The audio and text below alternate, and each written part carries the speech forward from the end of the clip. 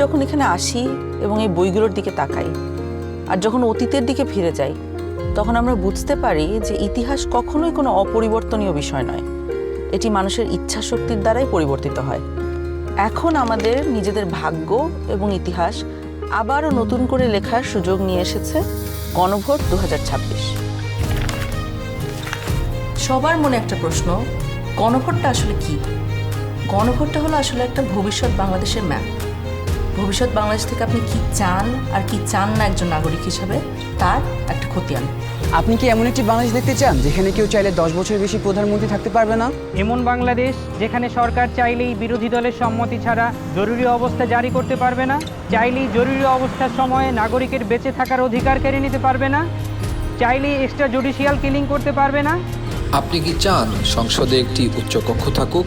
দলগুলো ক্ষমতায় গিয়ে 2/3 সদস্যের জোরে যেন সংবিধান যেমন ইচ্ছে বদলে না ফেলতে পারে, এটা চান? সংবিধানের যে কোনো পরিবর্তন করতে হলে উচ্চকক্ষের সমর্থন লাগুক, এটা চান? সংবিধানের কিছু গুরুত্বপূর্ণ বিষয়ের পরিবর্তন আপনার মতামত ছাড়া কেউ করতে না পারুক, অর্থাৎ গণভোট ছাড়া সংবিধানের গুরুত্বপূর্ণ বিধানের কোনো পরিবর্তন সরকার যেন করতে না পারুক। আপনি কি চান তত্ত্বাবধায়ক সরকার কিভাবে তৈরি হবে এটা সরকারি দল এবং বিরোধী দল মিলেই ঠিক করুক? একই রকমভাবে নির্বাচন কমিশন, পিএসসি, সিএজি এসব গুরুত্বপূর্ণ নিয়োগে বিরোধী দলেরও ভূমিকা থাকুক?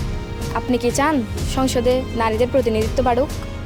দেশের বিচার ব্যবস্থা সরকারের প্রভাবমুক্ত থেকে স্বাধীনভাবে কাজ করুক, যাতে আমাদের মতন সাধারণ মানুষ বিচার পেতে পারে? আপনি কি চান সব বিভাগীয় শহরে উচ্চ আদালত স্থাপন হোক? ধরেন আপনার স্বজন খুন হয়েছে, সেই খুনের দায়ে দণ্ডপ্রাপ্ত আসামিকে প্রেসিডেন্ট চাইলেই ক্ষমা করে দিতে পারে। আপনি কি চান আপনি অর্থাৎ ক্ষতিগ্রস্ত পরিবারে অনুমতি ছাড়া রাষ্ট্রপতি এরকম কোনো অপরাধীকে ক্ষমা করতে না পারুক? আপনি কি চান যে আমাদের মৌলিক নাগরিক অধিকারের সংখ্যা বৃদ্ধি পাওয়া উচিত? যেমন ধরেন ইন্টারনেট পাওয়া, এটা কি একটা মৌলিক নাগরিক অধিকার হওয়া উচিত? যাতে ভবিষ্যতে আবারও কোনো খুনি সরকারের সেই ইন্টারনেট বন্ধ করে আমাদের উপরে হত্যাযজ্ঞ না চালাতে পারে। রাষ্ট্রপতি এবং প্রধানমন্ত্রী ক্ষমতার মধ্যে ভারসাম্য বজায় থাকুক, এটা কি আপনি চান? বাংলা ভাষার পাশাপাশি দেশের অন্যান্য জনগোষ্ঠীর ভাষার স্বীকৃতি পাক, এটা কি আপনি চান? আপনি যদি এই পরিবর্তনগুলো চান, আপনি যদি এই পরিবর্তনগুলো চান, তাহলে গণভোটে হাতে সিল মারুন। হাতে সিল মারুন। হ্যাঁ, সিল মারুন। হাতে সিল মারুন। হাতে সিল মারুন। হেতে সিল মারুন।